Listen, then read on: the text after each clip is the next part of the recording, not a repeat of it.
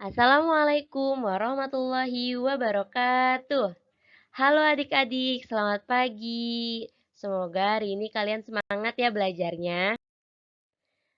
Oke, sebelum pembelajaran dimulai, mari kita baca doa terlebih dahulu ya. Baca doa dari rumah masing-masing. Bismillahirrohmanirrohim. Robbi zidni ilman warzuqni fahman. Amin amin ya robbal alamin. Oke, kita masuk pembelajaran ya. Hari ini Kak Salwa akan mengajarkan kalian tema 2 bermain di lingkunganku, subtema 3 bermain di lingkungan sekolah, subtema 4 bermain di tempat wisata. Pembelajaran 4 dan 5. Muatan terpadunya yaitu bahasa Indonesia, PPKN, SBDP, matematika. Jadi adik-adik perhatikan baik-baik ya. Muatan terpadu pertama yaitu bahasa Indonesia. Menuliskan cerita berdasarkan pengamatan gambar.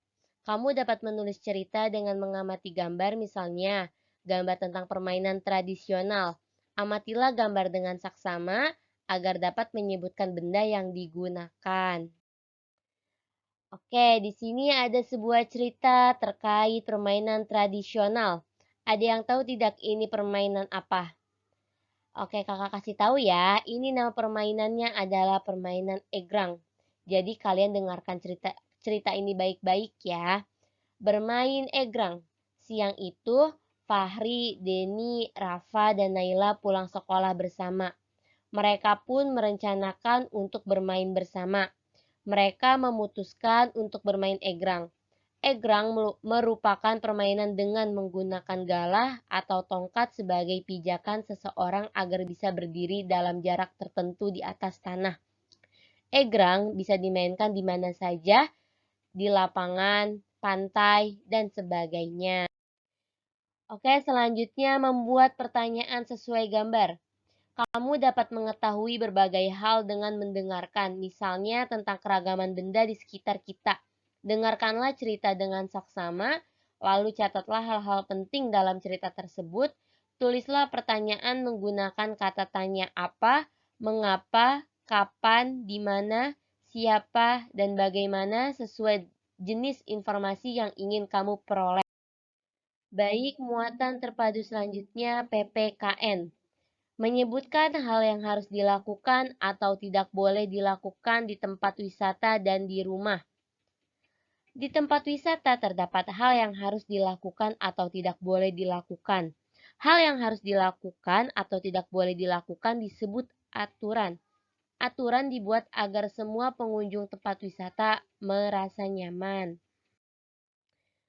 Baik, di sini ada beberapa contoh hal yang harus dilakukan di tempat wisata dan ada juga beberapa contoh hal yang tidak boleh dilakukan di tempat wisata. Jadi kalian simak baik-baik ya. Pertama, contoh hal yang harus dilakukan di tempat wisata, yaitu 1. Membuang sampah pada tempat sampah. Jadi kalau kalian berlibur ke tempat wisata, kalian itu harus membuang sampah pada tempat sampah. Jadi misalnya kalian habis memakan sesuatu. Nah, kalian itu harus membuang sampahnya itu tuh di tempat sampah, jangan sembarangan ya.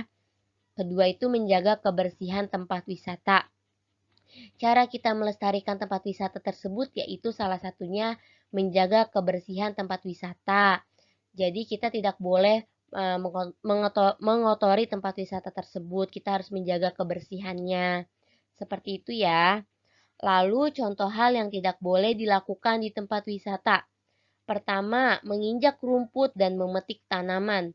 Jadi kalau misalnya kalian ada tulisan tidak boleh menginjak rumput ini gitu. Berarti kalian tidak boleh melanggar aturan tersebut. Terus tidak boleh memetik tanaman sembarangan gitu. Yang kedua itu membuang sampah di sembarangan tempat. Nah, seperti tadi yang harus dilakukan itu kan membuang sampah pada tempat sampah. Nah, yang tidak boleh dilakukan yaitu membuang sampah sembarangan. Jadi tidak boleh seenaknya saja membuang sampah itu, harus pada tempatnya yaitu di tempat sampah. Seperti itu ya. Selanjutnya, selain di tempat wisata, di rumah juga ada hal yang harus dilakukan atau tidak boleh dilakukan. Contoh hal yang harus dilakukan di rumah, Yang pertama itu menjaga kebersihan kamar.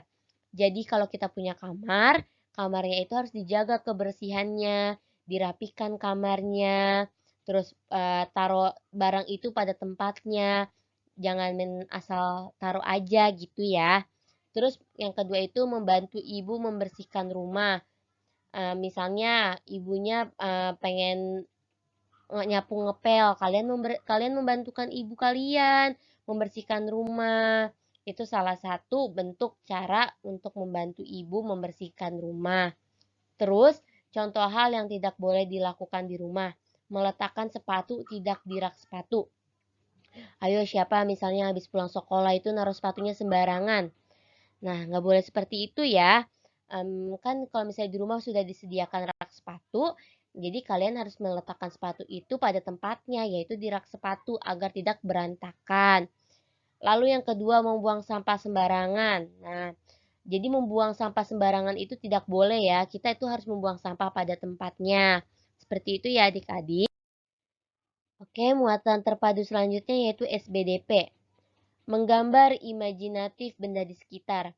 Ingat kembali alat yang digunakan dan cara menggunakannya untuk menggambar imajinatif. Langkah-langkah menggambar imajinatif sebagai berikut.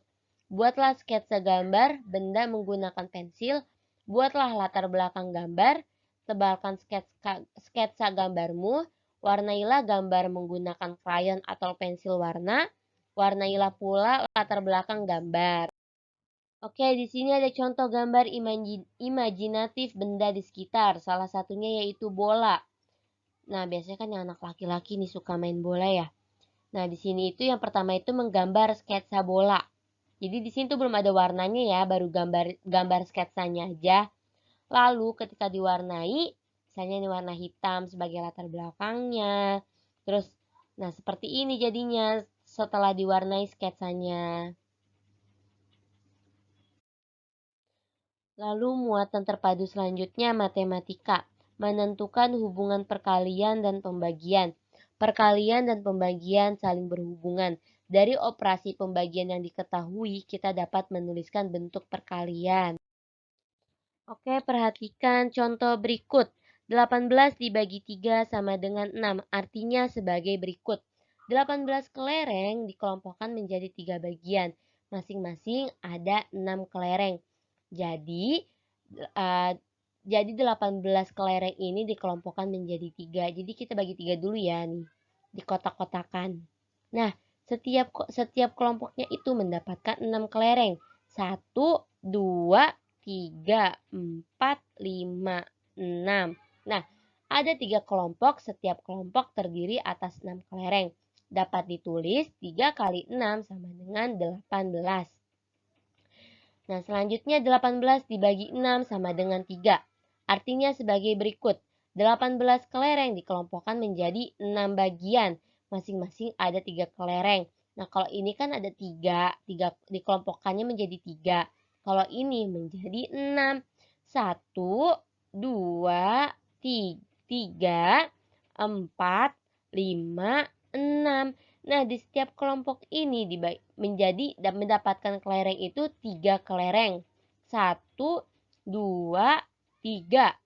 Maka ada 6 kelompok, setiap kelompok mendapatkan atas 3 kelereng.